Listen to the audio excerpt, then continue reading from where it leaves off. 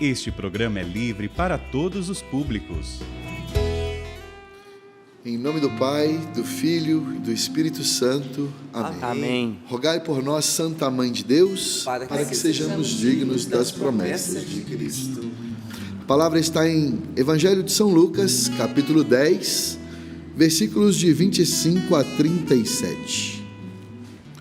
Um doutor da lei se levantou e, querendo experimentar Jesus, perguntou: Mestre, o que devo fazer para herdar a vida eterna? Jesus lhe disse: O que está escrito na lei? Como lês? E ele respondeu: Amarás o Senhor teu Deus de todo o teu coração e com toda a tua alma e com toda a tua força e com todo o teu entendimento, e a teu próximo como a ti mesmo. Jesus lhe disse: Respondeste corretamente, faze isso e viverás. Bom, deixa eu falar um pouquinho dessa primeira parte do texto bíblico aqui, antes de entrar na parábola que você já viu aqui, quem conhece, é a parábola do bom samaritano. Um doutor da lei é aquele que conhece muito bem as Escrituras. Um doutor da lei é aquele que tem a função de ensinar as Escrituras, inclusive.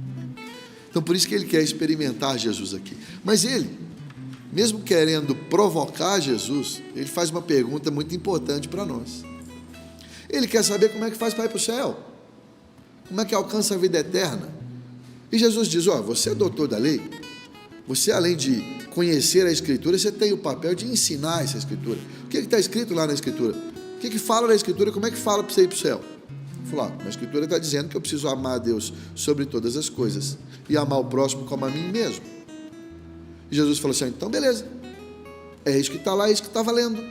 Se você ama a Deus sobre todas as coisas e ama o próximo como a você mesmo, beleza, você alcança a vida eterna. E aí, na sequência, é o que nós vamos ver daqui a pouco, ele vai perguntar: mas quem é o meu próximo? Então, desta primeira parte do texto, já dá para a gente tirar uma conclusão, que as duas coisas são necessárias para ir para o céu: amar a Deus sobre todas as coisas e amar o próximo como a mim mesmo. Ou seja, somente rezar não é o suficiente para ir para o céu. Às vezes você pode pensar: eu rezo, então meu lugar diante de Deus está garantido. E eu te digo, a Escritura está te falando que não. Porque se a sua oração não se transformar também, além do amor a Deus, se transformar também em amor ao próximo, você está fazendo a coisa pela metade. Não dá para fazer a coisa pela metade. Porque o amor a Deus, ele tem que nos impelir, ele tem que nos levar, ele tem que nos conduzir para o amor ao próximo. Por isso essa pergunta que o doutor da lei vai fazer, mesmo querendo se justificar, é tão importante. Ele quer saber: então quem é o meu próximo? E aí a gente continua no texto, versículo 29. Ele, porém, querendo justificar-se, disse a Jesus: e quem é o meu próximo? Jesus retomou, e aí Jesus retoma como a parábola. Certo homem descia de Jerusalém para Jericó e caiu nas mãos de assaltantes. Estes arrancaram-lhe tudo, espancaram-no e foram-se embora, deixando-o quase morto. Por acaso, o sacerdote estava passando por aquele caminho. Quando viu o homem, seguiu adiante pelo outro lado. O mesmo aconteceu com o levita. Chegou ao lugar, viu o homem e seguiu adiante pelo outro lado. Mas um samaritano, que estava viajando, chegou perto dele, viu, moveu-se de compaixão, aproximou-se dele e tratou-lhe as feridas, derramando nelas óleo e vinho. Depois colocou no seu próprio animal e o levou a uma pensão onde cuidou dele. No dia seguinte, pegou 2 denários e entregou-os aos donos da pensão, recomendando: toma conta dele. Quando eu voltar, pagarei o que tiveres gasto a mais. E aí Jesus volta e pergunta, Na tua opinião, perguntou Jesus, qual dos 3 foi o próximo do homem que caiu nas mãos dos assaltantes? E aquele doutor da lei respondeu: aquele que usou de misericórdia para com ele. Então Jesus lhe disse: vai e faze tu a mesma coisa. Jesus explica para nós, através da parábola do bom samaritano, justamente isso que nós vimos na primeira parte. Nós somos chamados a amar a Deus sobre todas as coisas. Essa é a nossa essência. Fomos criados por Deus e para Deus. Mas ao mesmo tempo, esse amor precisa sair de nós. Ele precisa transbordar em nós, a ponto de chegar ao nosso irmão, ao nosso próximo. E esta parábola, ela é interessante porque quando a gente vê que aqui nós temos três personagens, além do homem que está sofrendo lá, caído, quase morto, nós temos os três que passam na estrada: um sacerdote, um levita e um samaritano. O sacerdote e o levita eram de Israel, eram do povo de Deus. O samaritano pertencia a um outro povo. Acontece que era uma briga entre esses dois povos, os israelitas e os samaritanos. Os israelitas consideravam os samaritanos impuros, infiéis. E era uma briga de quase 1000 anos. Pequenas guerras ali aconteciam. Sabe qual era o problema? Que Israel é dividido em dois grandes territórios: a Galiléia e a Judéia. E a Samaria fica no meio. Então havia muita treta ali, muita briga. Porque, imagina, um israelita precisava atravessar, às vezes, de uma região para outra, e para ele passar no território dos samaritanos. E aí era briga pra caramba. Chegava ao ponto de um israelita, quando precisava passar no território da Samaria, quando ele voltava para a terra dele, ele batia os pés no chão para tirar a poeira da Samaria dos pés, porque ele não queria levar nem a poeira de Samaria para a terra dele. Para você ver o tamanho da briga, o tamanho do ódio que havia entre israelitas e samaritanos. E aquele homem que estava caído aqui, quase morto, tudo indica nesse texto que ele era um israelita. E outros dois israelitas passam ali e não ajudam aquele homem. O primeiro que passa ali é um sacerdote. Gente, esse sacerdote estava vindo de Jerusalém, o caminho que todos estavam fazendo, saindo de Jerusalém e indo para Jericó. Jerusalém é onde está o templo, nesse período de Jesus, onde está o templo santo de Deus. O sacerdote é a figura mais importante religiosa do templo. É ele que oferta os sacrifícios a Deus. É um homem estritamente religioso. É a principal referência religiosa desse povo de Israel. E ele vê um irmão dele caído ali. E ele não estava com pressa não, sabe por quê? Ele saiu de Jerusalém e estava indo para Jericó. Isso significa o quê? Que ele já tinha feito o trabalho dele. Era o fim do dia, ele já estava retornando, ele não tinha compromisso depois. E ele vê o irmão dele caído, machucado, quase morto, e decide não fazer nada. Pelo contrário, ele atravessa para o outro lado. Sabe por quê? Porque ele estava seguindo estritamente, de uma maneira equivocada, a lei, os rituais de pureza, que ele queria continuar uma pessoa pura. E se ele tocasse em sangue de alguém, ou se aquele homem tivesse morto e ele tocasse no defunto, ele se tornaria, segundo as regras de pureza, um homem impuro. Então, para ele, valia mais cumprir uma regra de pureza e não se tornar impuro do que salvar a vida de alguém. Aí vem o levita. O levita, além de tudo, é curioso. Pior ainda, porque ele vai lá, dá uma olhadinha de longe. O sacerdote passou, virou para o outro lado e passou. Ele ainda dá uma, como diz lá em Minas Gerais, uma pescoçada, porque estica o pescoço para ver o que está acontecendo na vida do outro. É o famoso fofoqueiro. Mas sem intenção de ajudar. Porque o levita, ele também é da família sacerdotal. Ele também é um israelita. O levita, ele também trabalhava no templo, ele também tinha uma função no templo, funções importantes do templo. Ele também estava voltando do templo. Ele também tinha acabado o turno de trabalho dele, também não ia ter nada o que fazer depois. E mesmo assim ele vê um irmão dele, israelita, judeu, e não faz nada. Pelo contrário, deixa eu ver o que está acontecendo para eu contar para a turma. Mas eu não vou pôr a mão nele, porque senão eu vou me tornar impuro. Tem sangue ali, vai que ele está morto, porque diz o texto que ele estava quase morto. Vai que ele está morto, eu vou me tornar impuro. Não, eu quero saber da minha pureza. Eu acabei de sair da igreja, acabei de sair do templo. Eu estou puro. E segue o caminho dele. E o mais bonito desse texto A ajuda vem de onde a gente menos espera, porque vem de um samaritano. Lembra a briga entre israelitas e samaritanos? Aquele samaritano também precisou passar naquele caminho.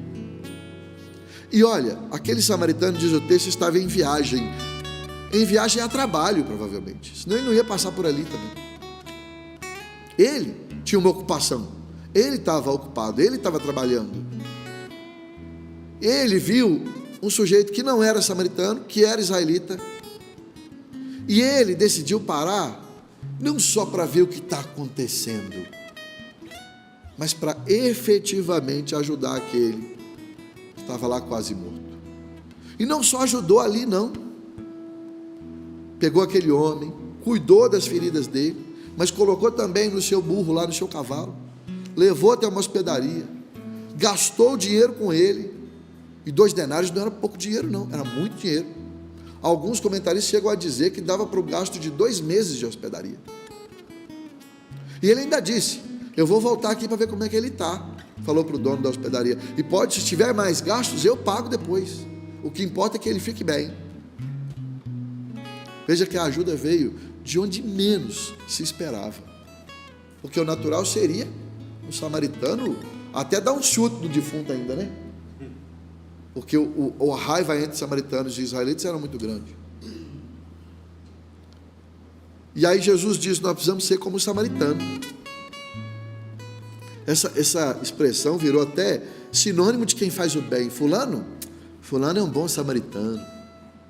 Nós temos aqui na Canção Nova a Casa do Bom Samaritano, que atende pessoas em situação de vulnerabilidade social, pessoas que são os chamados popularmente de andarilhos, que andam, muitas vezes machucados também, feridos, exteriormente e interiormente, e a gente acolhe na nossa casa do Bom Samaritano, para dar alimento, para dar banho, eles podem tomar um banho, roupa, para dar atendimento psicológico, assistente social, quando querem e pedem também oração, aconselhamento, toda a estrutura que a gente pode. Nós estamos inclusive ampliando essa casa, ela funciona durante o dia apenas, mas se Deus quiser, a partir do ano que vem, ela vai funcionar 24 horas, para poder acolher de fato, como essa hospedaria acolheu esse homem, para ele ter um lugar para, essas pessoas terem um lugar para dormir, para descansar de fato durante a noite. Porque o segredo desse texto é justamente voltar lá no início do texto e entender o que significa amar a Deus sobre todas as coisas. Amar a Deus sobre todas as coisas significa: esse amor de Deus em mim é tão grande, o amor que Deus tem por mim, eu experimento esse amor, ele é tão imenso, que ele não cabe dentro de mim, que ele vai para o outro, que ele se derrama, né? Lá em Minas a gente fala que entorna, a gente enche tanto uma vasilha de água, e aí vai para fora, derrama, não, entorna, para chegar no outro. É assim que é o amor de Deus por nós. É assim que nós temos que fazer. É isso que a palavra de Deus nos ensina. E digo mais: Jesus não se compara ao sacerdote, Jesus não se compara ao levita, Jesus se compara ao samaritano. E olha, Jesus é pertencente do povo de Israel, Jesus era judeu. Jesus não deixa com que essa guerra o influencie. Jesus se compara ao samaritano. Por quê? Pensa bem. Se nós formos fazer aqui a analogia desse texto com o que Jesus viveu, nós somos esse homem caído. Nós somos esse homem caído e ferido pelos pecados, machucado pelos nossos pecados, quase morto, porque o salário do pecado é a morte. Mas Jesus vem como aquele bom samaritano e nos salva, derrama sobre nós o óleo do Espírito Santo, que nos dá força, que nos dá vida, que nos revivifica, derrama sobre nós este vinho, o vinho que é o próprio sangue do Cristo, que deu a vida para nos salvar, nos coloca em cima, o nosso peso, né, em cima daquele burrinho. Jesus carrega a cruz com todos os nossos pecados, nos coloca numa maravilhosa hospedaria, a igreja que cuida de nós. E ainda diz assim, eu pago, eu dou um retorno para você que ajuda o outro. E diz, eu vou voltar e eu quero ver como é que vocês estão cuidando desse que está sofrendo agora. Jesus vai voltar, é a segunda vinda de Jesus. Está vendo? Jesus não se compara àquele que às vezes vive enfurnado na igreja, reza, diz que reza rosário, reza um monte de ladainha, reza um monte de novena, reza de manhã, reza de tarde, reza de noite, reza de madrugada, mas faz da vida do outro um inferno. Do que adianta? Ou às vezes não faz da vida de ninguém um inferno, mas também não faz nada, o famoso não fede nem cheira, reza de manhã, reza de tarde, reza de noite, reza de madrugada, mas não é capaz de olhar para o lado e ver o irmão que sofre, ou às vezes vê o irmão que sofre e faz de bobo, atravessa para o outro lado da rua, finge que não viu. Jesus disse, rezar é importante, é o que nos sustenta, rezar é o que nos põe para frente, mas só rezar e não ir para frente, não ir ao encontro do próximo, não adianta, porque a sua oração não está dando resultado, a sua oração está infrutífera. Lembra? A fé sem obras é morta. Isso que Jesus está nos ensinando, é isso que nós precisamos começar a olhar. Veja, o trabalho na igreja, né, como sacerdote, como levita, não garante a nossa salvação. Nós precisamos fazer o bem também, como fruto da nossa oração, e fazer o bem sem olhar quem. Por quê? Porque se o samaritano olhasse quem estava ali e falou, opa, é um israelita, eu não vou ajudar, eu só ajudo o samaritano, porque a gente vive em guerra. Também não adianta você só fazer o bem a quem você acha que deve fazer o bem. Não. São Tiago na sua carta diz, aquele que sabe fazer o bem e não o faz, peca. Tem que fazer o bem a todos. Você já imaginou se Madre Teresa de Calcutá, já ouviu falar em Madre Teresa de Calcutá? Ela fazia o bem, ela cuidava dos moribundos, como esse bom samaritano fez, pessoas que estavam doentes, e a maioria deles à beira da morte. Ela cuidava das pessoas na Índia. Na Índia, católico lá é meia dúzia de gato pingado, desculpa, é a minoria, comparado ao tanto de hindus que tem lá. Ela não queria saber de que religião que era a pessoa, se era hindu, se era católico, se não era. Ela fazia o bem a todos, fazia o bem sem olhar a quem. Ela foi como o bom samaritano. A gente aqui na casa do bom samaritano, você acha que a pessoa chega lá e pergunta assim, você é católico? Ah, eu sou. Você é cristão? Sou. Você é católico? Sou. Você é carismático? Sou também. Ah, então pode entrar, se não for, não é. Pelo amor de Deus, a gente nem pergunta isso. As perguntas lá são básicas para documentar a presença da pessoa, o nome, algum documento que muitas vezes as pessoas nem têm, e pronto. Fazer o bem sem olhar a quem, como o samaritano fez, como Jesus faz,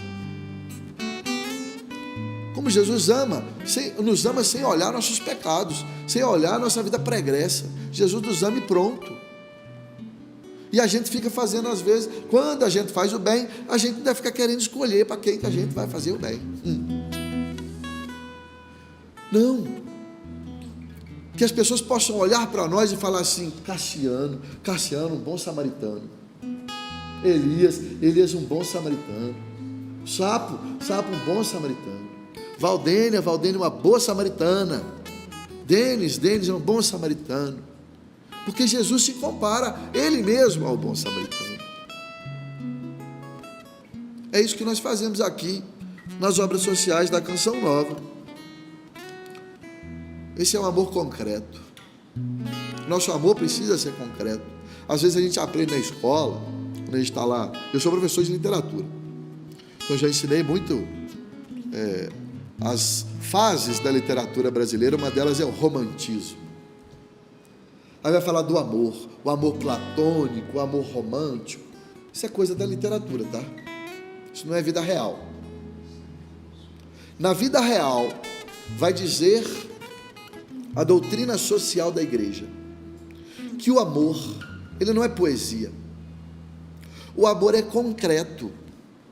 E lá no compêndio, onde é a síntese da doutrina social da igreja, tem uma lista de como a gente pode enxergar esse amor concreto, através das pessoas que passam fome, das pessoas que estão doentes nos leitos de hospitais, as pessoas que estão presas, as pessoas que estão com alguma doença psicológica, dos adictos, das pessoas solitárias, muitas vezes dos idosos abandonados pelas próprias famílias, as pessoas que estão às vezes nos asilos, de tantas outras pessoas, que às vezes a pessoa pode estar do seu lado e está vivendo numa solidão profunda.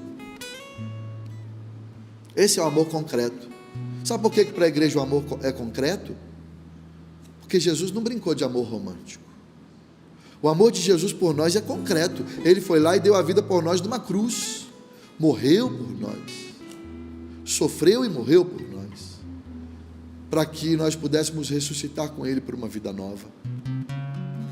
Por isso nós precisamos olhar para essa parábola do bom samaritano e enxergar esse amor concreto, mas sempre, não se esqueça disso, a partir do amor de Deus, porque amar o próximo não é difícil. O difícil é amar o próximo como a nós mesmos. E como é que eu consigo amar o próximo como a mim mesmo? Somente se eu amar a Deus sobre todas as coisas. É por causa do amor de Deus, é experimentando este amor de Deus infinito por mim, é dali que eu tenho forças para amar o próximo como a mim mesmo.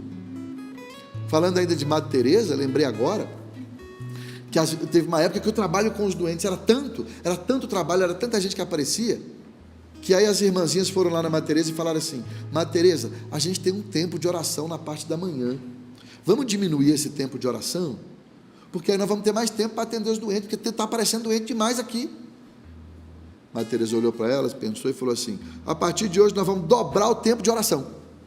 Mas Madre Teresa, nós estamos pedindo para diminuir, para ter tempo para cuidar dos pobres. Não, vocês não entenderam. Nós só conseguimos cuidar dos pobres como nós cuidamos, justamente porque rezamos. E é a nossa oração que nos leva até o pobre, até o doente, até o sofredor. Então, a partir de hoje, nós vamos dobrar o tempo de oração. Acho que você entendeu, né? A nossa oração é o nosso motor, é o nosso combustível também. Motor e combustível. Sem ele nós não conseguimos amar o próximo como a nós mesmos. Mas ao mesmo tempo a nossa oração não pode ficar em nós mesmos, fechada em nós mesmos. Ela tem que nos impelir até o próximo, porque a Escritura é clara. Para alcançar a vida eterna eu preciso ter as duas coisas: amar a Deus sobre todas as coisas e amar o próximo como a mim mesmo. Eu venho, Cassiano e demais, de uma paróquia muito bonita lá em Minas Gerais, dedicada a Nossa Senhora de Fátima. Um beijo grande aos meus queridos irmãos lá da paróquia de Nossa Senhora de Fátima, lá em Viçosa, Minas Gerais. Fui criado vizinho dessa paróquia. Lá me batizei, me crismei, minha família toda envolvida. Meu pai ajudou na construção da paróquia. Temos uma vida dentro da igreja e especialmente nessa paróquia. Meu irmão, hoje mais velho, é diácono permanente nessa paróquia. Muito bonito. E eu sempre acompanho, que posso, estou aqui em Cachoeira Paulista já há quase 20 anos, mas sempre que posso acompanho, visito, quando vou, a minha paróquia de origem. E me contaram uma história sobre essa paróquia, quando eu fui visitar, né? Tinha acontecido, na época que eu fui, tinha acontecido numa das comunidades ligadas a essa paróquia, um assassinato. Um jovem, no mesmo bairro, assassinou um outro jovem. E aí, o que foi? O assassino foi preso. A mãe do jovem que morreu, ela falou assim: eu preciso visitar a mãe do menino que matou meu filho. E todo mundo ficou assustado. Como assim? Seu filho morreu. Foi aquele jovem que o matou e você quer visitar a mãe dele? Eu preciso ir, porque nós somos da mesma comunidade paroquial, nós somos da mesma paróquia. Eu, como mãe, estou sofrendo a morte do meu filho, mas ela também está sofrendo porque o filho dela está preso, e nós somos irmãs. eu preciso ir lá, visitar ela, porque está doendo em mim a morte do meu filho, mas nela está doendo a prisão do filho dela, porque se eu perdi meu filho, de certo modo ela corre o risco de perder o dela também, porque ele está preso, e eu preciso lá ajudá-la. Meu Deus do céu, vai dizer que isso não é ser bom samaritano? Uma mãe, a gente não consegue mensurar a dor de uma mãe que perde um filho, e ainda mais de um modo tão trágico. Mas que mãe, que boa samaritana, que pega a dor dela, uma dor que a gente não tem como mensurar, como medir, e vai até o encontro da outra mãe, cujo filho assassinou seu filho. Eu preciso ajudá-la, essa foi a expressão dela. Nós precisamos estar juntas, somos da mesma comunidade de fé. Meu Deus, isso é que significa ter forças em Deus. Se essa mulher não está numa experiência de amor profundo com Deus, me explica de onde ela tira forças para fazer o que fez? Não tem. Esta mulher viveu uma experiência profunda com Deus, eu não duvido disso. Uma senhora simples, e ela pega este amor de Deus que transborda no coração dela, mesmo com a dor, com o coração dilacerado, vai até o encontro da outra mãe que tem o seu filho preso. Que outra mulher você lembra que fez isso? Que com o filho morto na cruz, ainda recebe toda a humanidade como filhos. O modelo dessa senhora, dessa mulher, com certeza é Nossa Senhora. Com certeza ela está com o coração cheio de Deus. Com certeza este coração transborda para o próximo. Eu me lembro que quando contaram essa história para o pároco, ele começou a chorar.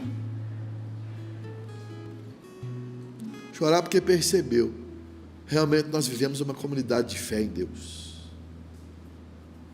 E você? Como você tem ido atrás da vida eterna? Eu acredito profundamente que você experimenta a mão de Deus, que você experimenta a presença de Deus. Você reza todas as manhãs conosco. Todas as manhãs a gente reza aqui e Deus age no nosso meio, não é verdade? Mas e depois? Para onde você tem levado, deixado transbordar esse amor de Deus? Qual o testemunho a sua vida tem sido? Que sejamos não como o sacerdote, não como o levita, que apesar de pessoas religiosas, atravessam a rua quando vê alguém sofrendo, mas que a gente possa ser como o bom samaritano, fazer o bem sem olhar a quem, deixar com que esse amor de Deus que nós experimentamos todas as manhãs, aqui no Sorrindo para a Vida, durante o dia, transborde do nosso coração para a vida do nosso irmão. Amém?